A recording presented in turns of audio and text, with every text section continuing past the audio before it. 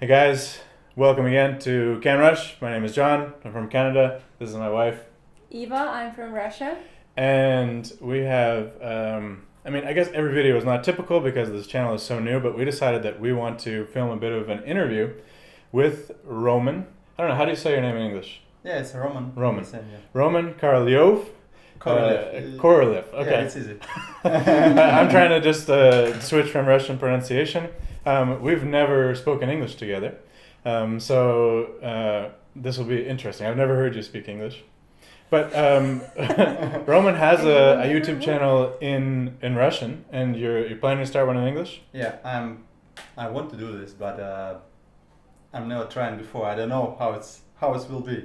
And maybe it should be disgusting, maybe a little bit okay. No, I'm sure it'll be cool because Roman is a really cool guy.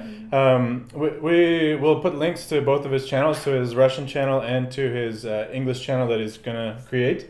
And you can take a look at it if you speak Russian, awesome.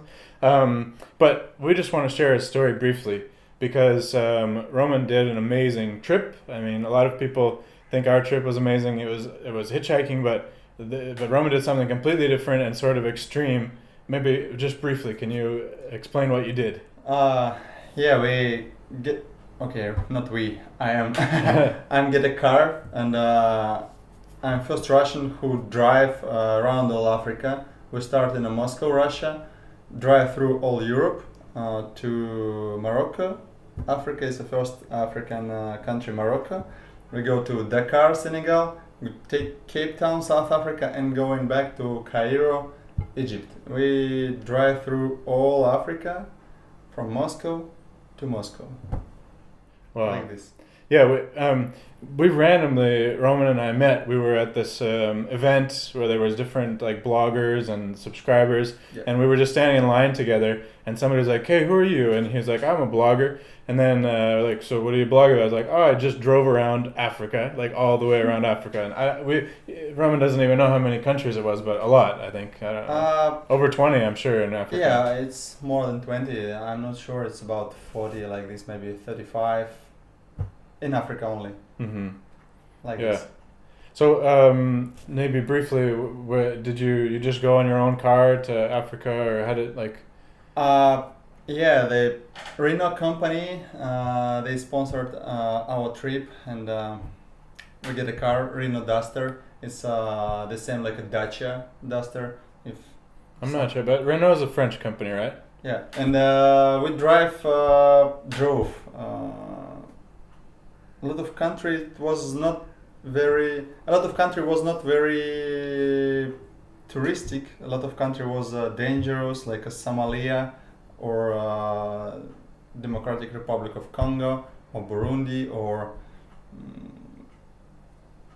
I don't know, Guyana or Mali or Nigeria. I'm sure somebody's watching from these countries, right? Yeah. In the comments, if you're from one of these countries, that's so cool. Yeah, it was very difficult. It was a lot of interesting stories about these countries with some military guys and some crimes and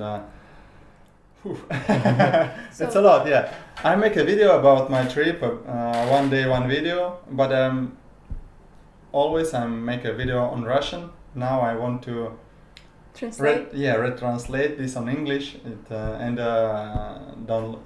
upload to my new channel on YouTube on English language. Yeah, this is cool. Language, yeah. So I will try. I don't know how it's happening. You How should it try. will. I'm Yeah. pretty sure, it's yeah, just so that very more people interesting. can hear about this. Because when I met Roman, I'm just thinking like, this is such an amazing story, and like nobody knows about it who doesn't speak Russian. Even in Russian, maybe not that many people know about it, but we want to share this story. And so how do you feel like? How long did it take the trip? The trip was 1 year and a half. It's about 18 months, and 18 months. Wow, cool. And you told me before that you sort of like would travel for a few months, and then go back to Moscow. Yeah, because in each country in Africa you need to get a visa, and every visa is very difficult to get, and you need a lot of paperwork, and you need to go to the embassy in Russia. Not in each country in Africa you can get a visa in neighbor Like country. for the next country, yeah. not work in every country. In some country you need to go to Russia, go to the embassy with the papers, a lot of papers and invitation and I don't know, a lot of some stuff. Yeah, bureaucracy. Yeah, bureaucracy, and you get a visa.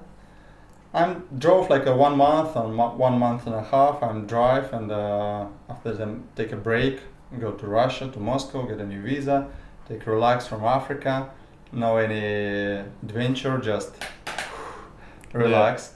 And, spend time with your family. You have a wife and a son. I have a son and a wife. She's filming right now. Yeah. And come back to Africa and continue to drive. It's amazing. It's amazing. How do you feel like? What are the first words that come to your mind when you think about the trip as a whole? Like, how was the trip? The trip was very not typical. I mean, it's not one word. It's right. Just a lot of words for each country is different word. Yeah. But in general, was it like do you have a positive impression or a negative? It was a positive, absolutely positive. But with John the ups asked and me, downs. John asked me before about the. Do I want to go to the one more time? Would you want to repeat the trip? Yeah. And I said only for the big money, or after a couple of years when I forget about all this stuff, and maybe I won't repeat. So it was a bit tiring, maybe. Yeah, a lot. Very tiring. Very tired. Yeah. Yeah. Because it was one day. It was like a 1 day hero. You make a new day. You make a new как это будет подвиг. It's like new accomplishments, like every day. Yeah. Like Like every day something new happened and something what you never imagine what can happen with you. Because you never know what in African mind they imagine what they make. Sometimes they tell you, okay, this type of the shoes is illegal in our country, and you go to the prison. You say, what? And sometimes they just said, okay, you couldn't drive more in our country. Why? Because your paper is wrong, totally wrong. Okay, do you need $3? Okay, let's go. Yeah, like they just this. want money. Yeah. Maybe you can briefly tell like a scary story. I know people always ask that. The scary story is in Mali. Right now in Mali it's a civil war between the north and the south, and Al Qaeda is also in Mali on the north. But in Mali, a lot of interesting stuff. I mean, it's very culture. It's a great culture in Mali. But all the interesting cities, they stay on the border between the north and the south, and you need to go through the border. Okay. I mean, it's like a small distance with each other, and a lot of UN forces and a lot of foreign legion from the France, you know, this the army, like a foreign army. Yeah. And when we go from the Mali to Burkina Faso, we drive very fast. It was night time, and on the Burkina Faso, the custom officers, they call to army. They saw us. They call to the army, and they stay in one line, and make like a put on the AK. They were like pointing their guns at your car. And they. So they were like waiting for you when you came. Yeah, because they don't know what's happened. They don't know what will happen in who we are. Yeah. And who will drive so fast at night time, because nobody drive in this area at night time. We just was a tourist, and we don't know these rules, and we drive to another country. And it was really dangerous, because I'm just drive and I see in the, like a shadow, and I turn the head and I see these army people who wait in me with a AK, and one guy in a head, he just stay with a light and make like this. And we stop, and we put our head in a window, and we're like, hello, we're tourists, how are you? And they relaxed a little bit, and it was scary. It was like just several seconds. Yeah. But to have a bunch of guys pointing guns at your car. Yeah, but it was very scared. It was just one day. It was a lot of story like that. But sometimes it's the stories was like some adventure in a country. For example, I am swimming with sharks in the ocean without a cage. You know the tour when you go to the swimming with great white sharks in a cage. Wow. Okay. You know this? Maybe I've heard of it. Okay. Yeah, it's a lot. I've seen videos of people swimming in cages. Yeah. Sure. But we swimming without cages. With sharks. With sharks, yeah. Where? In South Africa. Okay. Yeah, and it's scary when you go by Zodiac to the ocean, and they have like a nest with a lot of fish, and around this nest swim a lot of sharks. Net. Net. Yeah. Okay. Yeah. And when the Zodiac came, What's the Zodiac? Is that a type of boat? Yeah, type Okay. of boat, Mhm. like a rubber boat. You Okay. know? And you go at this spot.